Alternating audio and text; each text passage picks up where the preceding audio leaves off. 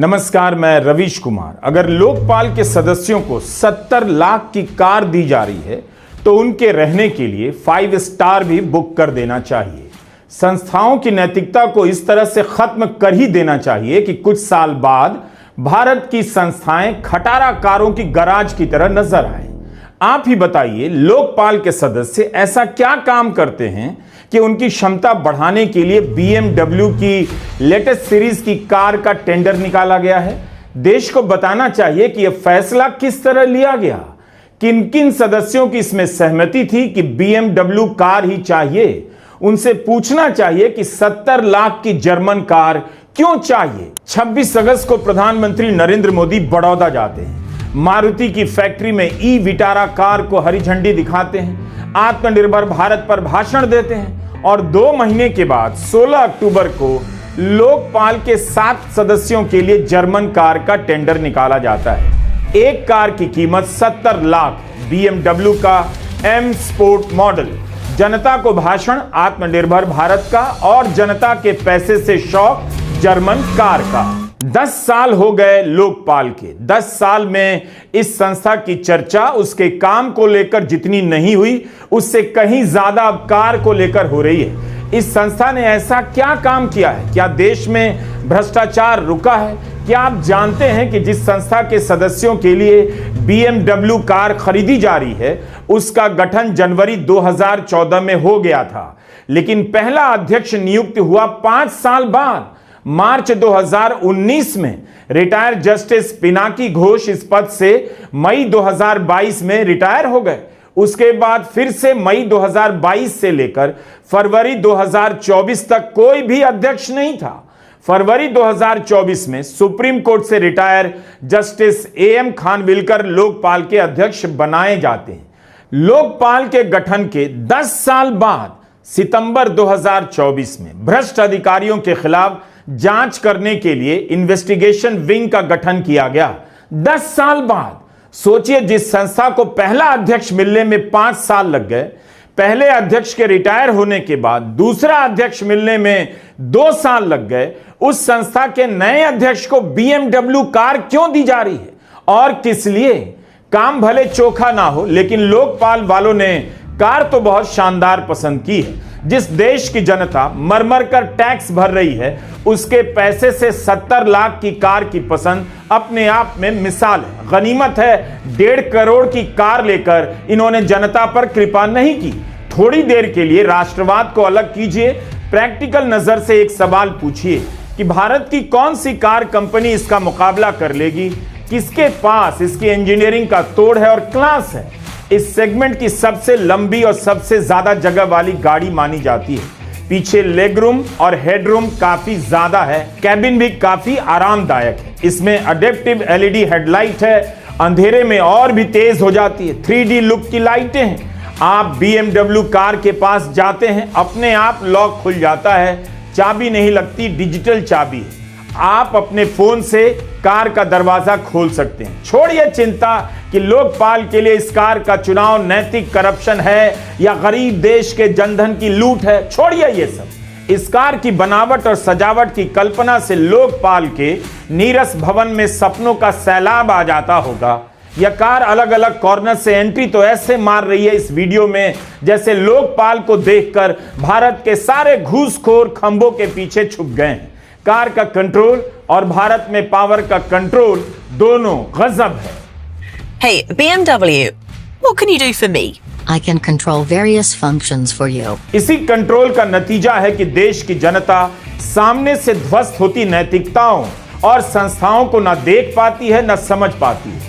उसकी बुद्धि इतनी गुलाम सी बना दी गई है धर्म के नाम पर कि जिस पटाखे से उसके फेफड़े में कैंसर भर रहा है, उसका भी समर्थन करने लग जाती है। मुमकिन है इस देश की जनता इसी बात पर फिदा हो जाए कि लोकपाल वालों ने कार तो बढ़िया पसंद की है। इस वक्त लोकपाल के 7 सदस्य हैं। सभी न्यायपालिका से रिटायर होकर नहीं आए हैं, लेकिन चेयरपर्सन सहित 4 सदस्य न्यायपालिका से आते हैं। जजों के पास हाई कोर्ट या सुप्रीम कोर्ट में 20 से 40 लाख तक की सरकारी कारें होती हैं, वो भी अच्छी होती हैं और इन्हीं कंपनियों की होती हैं जिन्हें आप BMW, टोयोटा या अन्य दूसरे बड़े ब्रांड के नाम से जानते हैं। कुछ मीडिया रिपोर्ट में सूत्रों के हवाले से खबर छपी है कि जजों के मामले में इससे भी बड़ी गाड़ियों की मंजूरी दी गई है। जजों को जितना सपोर्ट मिलना चाहिए उतना तो कम है, लेकिन रिटायरमेंट के बाद लोकपाल के सदस्य के रूप में 70 लाख की कार का तुक समझ नहीं आ रहा। लोकपाल के 2 सदस्य पूर्व आईएएस हैं और 1 सदस्य पूर्व में आईआरएस रह चुके हैं। जाहिर है इनकी सेवा के टॉप बॉस भी बीएमडब्ल्यू से नहीं चलते होंगे। एक खबर आपने देखी होगी, सरकारी बैंकों में जो जनधन खाते खोले गए उनमें से 26% बंद हैं। उस देश में जहां गरीब आदमी अपना खाता नहीं चला पा रहा, वहां पर अपनी अपनी सेवाओं से रिटायर हुए लोगों के लिए 70 लाख की कार का टेंडर निकाला जा रहा है। यह जनधन की लूट नहीं तो और क्या है। सरकार को टैक्स देने वाली जनता इस हाल में त्योहारों में घर जा रही है। सोशल मीडिया में ट्रेनों के भीतर का वीडियो भरा हुआ है। लोग शौचालय में सफर कर रहे हैं और जो बोगी में हैं वह शौचालय तक नहीं पहुंच पा रहे हैं। इतनी भीड़ है, लेकिन लोकपाल को 70 लाख की बीएमडब्ल्यू की लेटेस्ट मॉडल वाली कार चाहिए। लोकपाल के 7 सदस्यों के लिए बीएमडब्ल्यू की नई सीरीज का टेंडर साधारण मामला नहीं है। सबसे पहले तो पता चलता है कि प्रधानमंत्री को प्रधान सेवक की तरह स्थापित करने का नाटक बहुत पहले खत्म हो चुका है। उसकी जगह सुविधाओं के सेवन का दौर चल रहा है। कार्मिक विभाग प्रधानमंत्री के अंतर्गत आता है। इस साल लोकपाल के बजट में 1/3 यानी 34% की कटौती कर दी गई। वित्त वर्ष 2024 में 67 करोड़ रुपए दिए गए, लेकिन 2025 के बजट में 44 करोड़ से कुछ अधिक का बजट आवंटित किया गया। कार का बजट देखकर नहीं लगता कि लोकपाल को इस बात से फर्क पड़ा है कि केंद्र सरकार ने उसका बजट इतना कम कर दिया। जितेंद्र सिंह इसके राज्य मंत्री हैं, कार्मिक विभाग के 2014 से ही हैं। राज्य मंत्री के रूप में उनके पास 6 मंत्रालय हैं। जैसी कमाल की इंजीनियरिंग बीएमडब्ल्यू की, उसी तरह कमाल की राजनीतिक इंजीनियरिंग रही होगी जितेंद्र सिंह की। एक ही मंत्रालय में 10 साल से मौजूद हैं। कभी इनके काम का विश्लेषण किसी ने नहीं किया। बस एक खबर हाल में नजर आई कि 3 महीने से भारत के वित्त मंत्रालय में कोई वित्त सचिव नहीं है। वित्त सचिव खोजने का काम कार्मिक मंत्रालय का ही होगा, लेकिन इस मामले में 10 साल से जमे मंत्री को 3 महीने से पूर्णकालिक वित्त सचिव नहीं मिल रहा है। सवाल बार बार पूछा जाना चाहिए कि रिटायरमेंट के बाद लोकपाल में सदस्य बनकर आए इन लोगों ने कौन सा ऐसा काम कर दिया कि इन्हें 70 लाख की बीएमडब्ल्यू दी जा रही है। दिसंबर 2024 में कांग्रेस सांसद हैबी ईडन ने संसद में सवाल किया कि पिछले 2 साल में लोकपाल के पास कितने मामले आए और कितनों का निपटारा किया गया। इसी बारे में जवाब देते हुए राज्य मंत्री डॉक्टर जितेंद्र सिंह ने कहा, वित्तीय वर्ष 2023-24 के दौरान लोकपाल के पास कुल 166 शिकायतें दर्ज की गईं, जिनमें से नवंबर 2024 तक कुल 156 शिकायतें निस्तारित कर दी गई, निपटा दी गई। वित्तीय वर्ष 2024-25 के शुरुआती 8 महीनों के दौरान लोकपाल के पास कुल 210 शिकायतें दर्ज की गईं। नवंबर 2024 तक कुल 158 शिकायतें निपटा दी गईं। तो ये हाल है लोकपाल का। देश भर में भ्रष्टाचार फैला हुआ है और शिकायतों की संख्या मात्र 200-150 है और चाहिए इन्हें बीएमडब्ल्यू। इस साल जून में लोकपाल ने एक सर्कुलर निकाला, अपना मोटो बदल दिया। नया मोटो जारी हुआ है हिंदी, अंग्रेजी और संस्कृत में।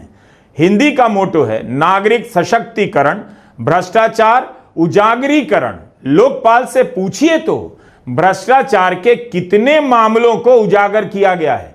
इसी जनवरी की रिपोर्ट है द हिंदू में विजेता सिंह ने लिखा है कि 5 साल के कार्यकाल में लोकपाल ने मात्र 24 मामलों में जांच के आदेश दिए।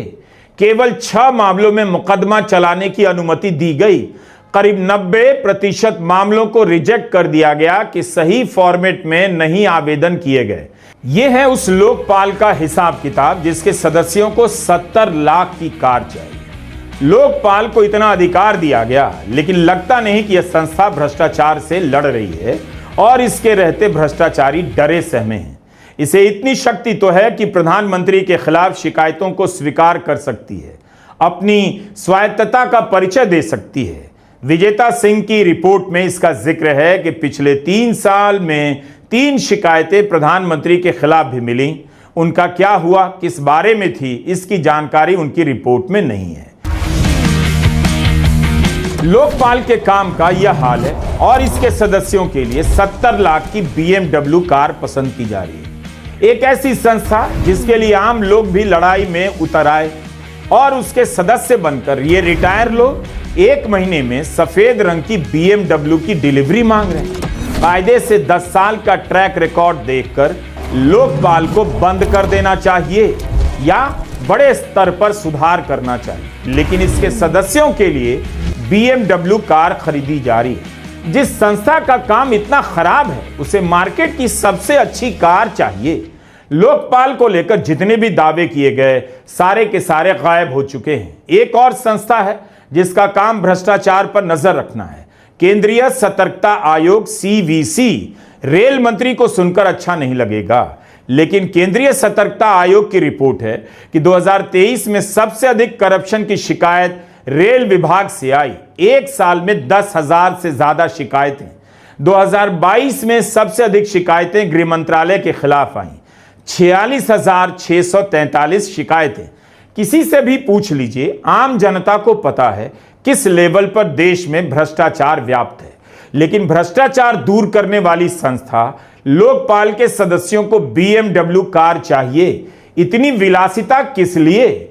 केंद्रीय सतर्कता आयोग की सालाना रिपोर्ट से CBI की भी पोल खुलती है, जिसका काम भ्रष्टाचार के मामलों को पकड़ना है, अंजाम तक पहुंचाना है।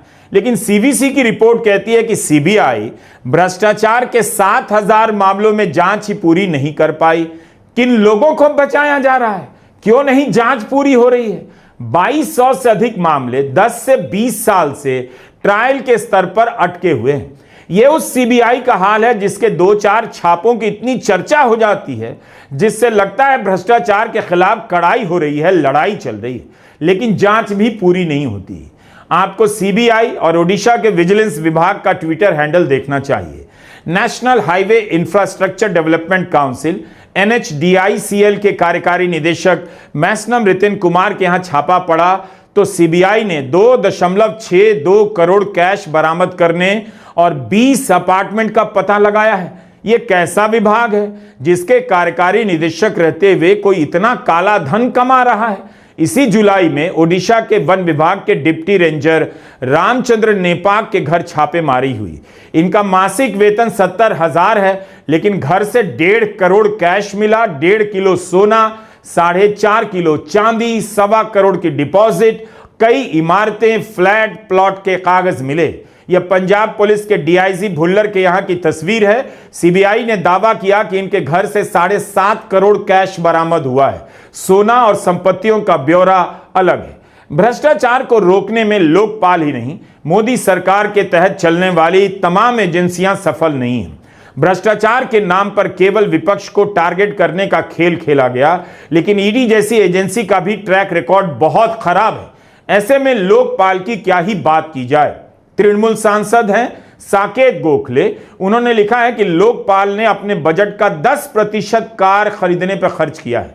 10% बहुत बड़ी राशि होती है। अब लोकपाल की जांच कौन करेगा? काम कैसा है इसकी परवाह नहीं किसी को, कार कैसी है इसकी फिक्र नजर आती है। BMW के बहाने भारत में लोकपाल की चर्चा हो रही है, वरना यह विभाग नजरों से गायब हो चुका था। कम से कम लोग अब सरकार को इसलिए भी खुश रखेंगे कि रिटायरमेंट के बाद BMW कार वाले लोकपाल में सदस्यता मिल जाएगी और जिंदगी मौज से कट जाएगी। नमस्कार, मैं रवीश कुमार।